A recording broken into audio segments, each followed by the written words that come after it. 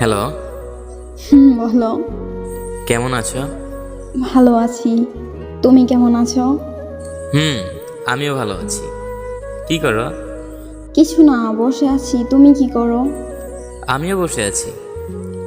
আচ্ছা, কিছু কথা বলার ছিল, কিন্তু কি করে যে বলবো বুঝতেই পারছি না। ওরে বাবা, আজকে চাঁদ কোন দিক থেকে উঠেছে? কত কিছু বলে ফেলো, আর একটা কথা বলতে এতবার জিজ্ঞেস করছো। কি বলবে বলে ফেলো। আগে বলো, আমি তোমাকে যেই কথাগুলো বলবো তারপর তুমি আমাকে কিছু জিজ্ঞেস করবা না? হুম, বলো, কিছু বলবো না। আমার না বিয়ে ঠিক হয়ে গেছে। দেখো, সবসময় মজা করো না, মজা ভালো লাগে না কিন্তু। মজা করছি না, আমি সত্যি বলতেছি।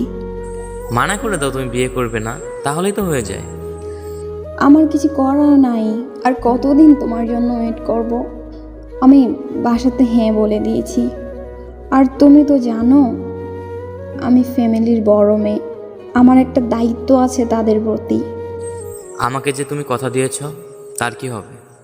আমি তোমাকে আগেই বলেছি তুমি আমাকে কিছু প্রশ্ন করতে পারবা না, আর যদি প্রশ্ন করো আমার কাছে কোনো উত্তর নাই।